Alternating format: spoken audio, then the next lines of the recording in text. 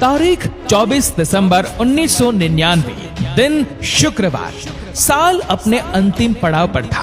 आने वाले नए साल को लेकर सारे यात्री बेहद खुश थे और अपने स्वदेश लौट रहे थे। क्रिसमस का त्योहार भी करीब था।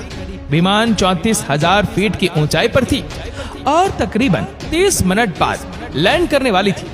तभी प्लेन में कुछ लोग बंदूक और धारदार हथियार के साथ खड़े होते हैं और प्लेन को हाईजैक कर पायलट को प्लेन लाहौर ले जाने को बोलते हैं। जरा सोचिए उन यात्रियों पर क्या बीती होगी जो अब लैंडिंग के इंतजार में थे। तभी रूह तक दहला देने वाली घटना घट गई। पूरी कहानी जानकर आपके भी रोंगटे खड़े हो जाएंगे। तारीख 24 दिसंबर शाम करीब 4 बजे नेपाल की राजधानी काठमांडू के त्रिभुवन अंतर्राष्ट्रीय एयरपोर्ट से इंडियन एयरलाइंस फ्लाइट संख्या IC814 ने काठमांडू से दिल्ली के लिए उड़ान भरी। विमान में 24 विदेशी यात्री समेत कुल 178 लोग और 11 क्रू मेंबर्स शामिल थे। मौका क्रिसमस का था। नया साल भी कुछ 7 दिन दूर था, इसलिए लोगों में खुशी का माहौल था। शाम के 5:30 बजे इस फ्लाइट ने भारत के क्षेत्र में प्रवेश किया। इससे पहले कि विमान दिल्ली के इंदिरा गांधी अंतर्राष्ट्रीय हवाई अड्डे पर उतरती, जहाज में 5 आतंकवादियों ने हवा में अपने बंदूकें लहरा दी और प्लेन को हाईजैक कर लिया। इस अपहरणकर्ताओं में से इस सबसे पहले मुखौटा पहने एक नाटास आतंकवादी अपनी सीट से उठा और जबरन कॉकपिट में घुस गया और पायलट की कनपट्टी पर बंदूक रखकर बोला, विमान को पश्चिम दिशा की ओर ले चलो। इधर दूसरे आतंकवादियों ने विमान में बैठे बच्चों को बड़ों से अलग कर दिया और उनकी सीट बदलती।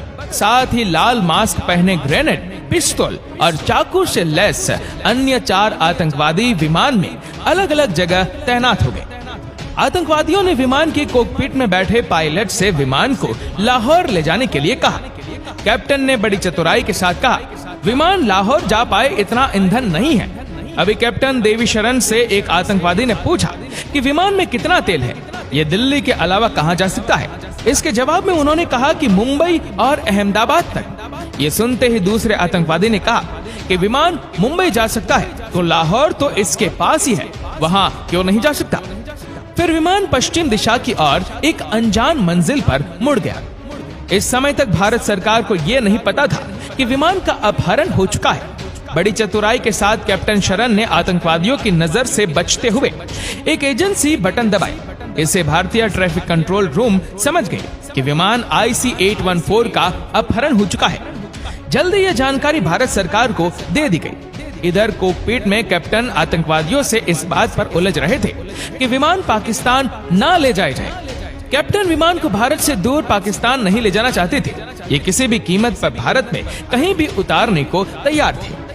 पाकिस्तान भी इस बात को लेकर काफी चिंतित था कि हाईजैक भारतीय प्लेन उनके क्षेत्र में नहीं उतरना चाहिए, इसलिए लाहौर में उतरने की इजाजत नहीं दी गई। साथ ही उसने अपने विमानों के लिए अपनी हवाई सीमा भी बंद कर दी। कैप्टन को इसका फायदा मिला। इन्होंने विमान की गति 40% तक कम कर दी ताकि विमान को जमीन पर उतारने में समय लगे, जिससे पायलट को आतंकवादियों से बात करने का कुछ और समय मिल जाए। वे चाहते थे कि विमान को या तो दिल्ली या तो अमृतसर में उतारा जाए। इस समय तक विमान में तेल भी काफी कम हो चुका था। जल्द ही विमान को किसी एयरपोर्ट पर उतारना जरूरी हो गया था, वरना ये विमान कभी भी क्रैश हो सकता था। ऐसे में विमान के पायलट ने आतंकवादियों से कहा कि वो उन्हें विमान को उतारने की इजाजत दे। आतंकवादी जल्दी इस बात पर राजी हो गए और विमान को अमृतसर में उतारने की इजाजत दे दी गई। पायलट को उम्मीद थी कि यहाँ विमान को आतंकवादियों से जरूर मुक्त करा लिया जाएगा। उधर नई दिल्ली में आगे की रणनीति पर काम कर रहे प्रधानमंत्री की अध्यक्षता वाले आतंकवादी विरोधी मैनेजमेंट ग्रुप में पंजाब पुलिस को विमान में घुसने की इजाजत नहीं दी। दिल्ली से उन्हें कहा गया कि NSG की टुकड़ी अमृतसर के लिए रवाना हो चुकी है और उनका इंतजार किया जाए। वही विमान में तेल भरने में काफी समय भी गुजारा गया। उम्मीद थी जल्दी NSC की टुकड़ी मोर्चा संभालेगी। इधर देरी देखकर आतंकवादी भी अपना आपा खो रहे थे। आतंकवादियों को डर था कि भारत सुरक्षा बल विमान में घुसने की तैयारी कर रहे हैं। इन्होंने विमान में बिना तेल भरे विमान को उड़ाने के लिए कहा। लेकिन कैप्टन अपनी बात पर अड़े रहे कि विमान में तेल नहीं है। आतंकवादियों का गुस्सा बढ़ता जा रहा था। उन्होंने हवाई अड्डा प्रबंधन पर जल्द तेल भरने का दबाव बनाना शुरू कर दिया। इसके लिए उन्होंने एक यात्री रुपीन कात्याल को बुरी तरह से पीटा और पेट में चाकू घोंप दिया और रुपीन खून से लथपथ हालत में पड़े थे।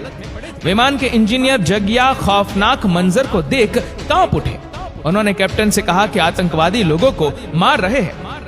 आतंकवादियों ने कैप्टन से कहा अगर जहाज नहीं उड़ा तो वो सभी को मार देंगे। कैप्टन असमंजस में थे। उन्होंने एटीएस से कोई मदद नहीं मिल पा रही थी। उन्हें पता नहीं था कि विमान के बाहर क्या रणनीति चल रही है। भारत सरकार की रणनीति से अनजान पायलट को लोगों की जान बचाने के लिए कोई फैसला तो करना ही था। इसलिए उन्होंने आतंकवादियों की बात मान ली और विमान को उड़ा दिया। भारत सरकार के पास हस्तक्षेप करने के लिए समय मुनासिब था। भारत सरकार विमान को अमृतसर में ही रोककर यात्रियों की रिहाई पर बात कर सकती थी, लेकिन ऐसा नहीं हो सका। इससे पहले कि सरकार कोई कार्यवाही करती, 1 घंटे से भी कम समय में विमान लाहौर के लिए उड़ान भर लेती है। बहरहाल विमान के अमृतसर से उड़ते ही भारत सरकार के पास से अपने लोगों को बचाने का और आतंकवादियों को मार गिराने का बेहतरीन मौका हाथ से निकल गया। अब रात हो चुकी थी और विमान भारत की सीमा से पाकिस्तान की सीमा में प्रवेश कर चुका था। पाकिस्तानी सरकार किसी भी तरह से इस विमान को अपने यहाँ उतारने के लिए तैयार नहीं थी। उन्होंने विमान को मार गिराने के लिए चेतावनी दी, लेकिन इन आतंकवादियों पर इस चेतावनी का कोई असर नहीं हुआ। ये आतंकवादियों को रोकने के लिए लाहौर एयरपोर्ट ट्रैफिक कंट्रोल ने एयरपोर्ट पर और रनवे दिखाने वाले सभी लाइट बंद कर दी। इससे विमान को लाहौर में उतार पाना और भी मुश्किल हो गया। इधर विमान में ईंधन लगभग खत्म हो चुका था। ऐसे में पायलट विमान को ज्यादा देर तक हवा में नहीं रख सकते थे, इसलिए उन्होंने जहाज की इमरजेंसी लाइट जला दी और उसे लाहौर एयरपोर्ट की ओर मोड़ दिया। उन्हें लगा जब लाहौर हवाई अड्डे का रनवे है, लेकिन जब जहाज काफी नीचे आ गया तो पता चला वो एक रोड है। ऐसे में जहाज को तत्काल ऊपर ले जाया गया। इधर लाहौर एटीएस को समझ में आ चुका था कि जहाज को उतरने की अनुमति नहीं दी गई तो क्रैश हो सकता है। तो लाहौर एटीसी ने रनवे की लाइट जला दी और जहाज को सुरक्षित नीचे उतरने दिया। लेकिन लाहौर एयरपोर्ट के अधिकारी किसी भी तरह इस जहाज से अपना पीछा छुड़ाना चाहते थे। लाहौर से तेल भरने के बाद जहाज अपने अनजान सफर की ओर निकल पड़ा। आतंकवादी चाहते थे कि विमान को अफगानिस्तान के काबुल ले जाया जाए और रात में एक काबुल को विमान के उतरने की कोई व्यवस्था नहीं थी। ऐसे में आतंकवादियों ने इस संयुक्त अरब अमीरात के दुबई में विमान को ले जाने का आदेश दिया। आखिरकार अंधेरी रात में विमान दुबई के रनवे पर उतर गया। यहाँ पर दोबारा से भारत सरकार के पास एक मौका था। वो कमांडो ऑपरेशन कर यात्रियों को सुरक्षित निकाल सकती थी। इस बारे में भारत सरकार ने दुबई की सरकार से अथॉरिटी से संपर्क किया और उन्हें सैन्य ऑपरेशन के लिए राजी करने की कोशिश की। ये आतंकवादियों ने दोबारा से तेल भरने का दबाव बनाया। ऐसे में दुबई अधिकारियों ने आतंकवादियों से तेल और भोजन के बदले कुछ यात्रियों को रिहा करने पर राजी कर लिया। आतंकवादियों के लिए सौदा बुरा नहीं था। ऐसे में उन्होंने 24 बंधकों को छोड़ दिया, जिसमें ज्यादातर घायल बच्चे और महिलाएं थी। इसके अलावा आतंकवादियों ने रुपीन कात्याल के शव को भी दुबई अधिकारियों के हवाले कर दिया। बहरहाल ईंधन भरने के बाद विमान फिर से उड़ी। अब तक सुबह हो चुकी थी।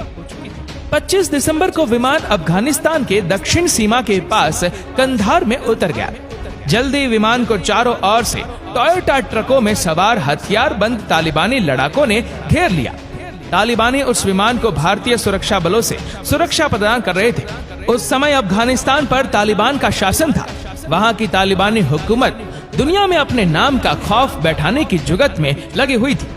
यहाँ ऐसे में भारत के सामने तालिबान ही वो महत्वपूर्ण संगठन था जिससे अब उससे कोई उम्मीद थी। तालिबान की मंजूरी के बिना भारत अफगानिस्तान में कोई भी सैन्य ऑपरेशन नहीं कर सकता था। इस बाबत की जल्दी ही तालिबानी नेताओं से संपर्क साधा गया, जिसके बाद ये बात निकलकर सामने आई कि अपहरणकर्ताओं ने तिहाड़ में बंद आतंकवादी मौलाना मसूद अजहर की रिहाई की मांग रखी। साथ ही उन्होंने कश्मीरी अलगाववाद सज्जाद अफगानी का शव और करोड़ों डॉलर की फिरौती के लिए भारत पर दबाव बनाया। इधर तालिबानी भारत सरकार और अपहरणकर्ताओं के बीच मध्यस्थता का काम कर रहा था। उसने भारत सरकार के ऊपर मांगों को जल्दी मानने का दबाव बनाया। इधर अपहरणकर्ताओं से रुपए और शव की मांग छोड़ने की गुजारिश भी जल्दी अपहरणकर्ताओं ने सज्जाद अफगानी के शव और रुपए को लेने की अपनी मांग को छोड़ दी। हालांकि वे अभी भी मौलाना के साथ 35 अन्य आतंकवादियों की रिहाई चाहते थे। हालांकि अभी तक तालिबान केवल विमान को सुरक्षा प्रदान कर रहा था। आखिरकार अपहरणकर्ता अपनी कुछ मांग से पीछे हटे और बंधकों को छोड़ने पर राजी हुए। तत्कालीन राष्ट्रीय सुरक्षा सलाहकार ब्रिजेश चंद्र मिश्रा के अनुसार तालिबान और अपहरणकर्ताओं के साथ बातचीत के बाद भारत सरकार सभी बंधकों की रिहाई के बदले 3 उग्रवादियों को छोड़ने के समझौते पर राजी हुई। छोड़े जाने वाले 3 खूंखार आतंकवादी हरकत उल मुजाहिदीन का सरगना मौलाना मसूद अजहर था। दूसरा आतंकवादी लंदन स्कूल ऑफ इकोनॉमिक्स से पढ़ा ब्रिटिश नागरिक और मसूद अजहर का कट्टर चिल्ला उमर शेख उर्फ अहमद उमर सईद शेख था। इससे कश्मीर में विदेशी नागरिकों के अपहरण के आरोप में गिरफ्तार किया गया था। और तीसरा आतंकवादी अल उमर मुजाहिदीन आतंकी संगठन का मुख्य कमांडर मुश्ताक अहमद जरगर था। विमान को अपहरण करने के 8 दिन बाद 31 दिसंबर को सभी 3 आतंकवादियों को पहले दिल्ली फिर विशेष विमान से कंधार ले जाया गया। कंधार पहुंचते ही सभी आतंकवादी एयरपोर्ट पर खड़ी गाड़ियों से रवाना हुए और इधर आतंकवादियों ने IC-814 के सभी बंधकों को छोड़ दिया। तो ये थी कंधार विमान हाईजैक के अपहरण की कहानी। क्या इन आतंकवादियों को छोड़ने का फैसला भारत सरकार का सही था? नीचे कमेंट करके जरूर बताएगा।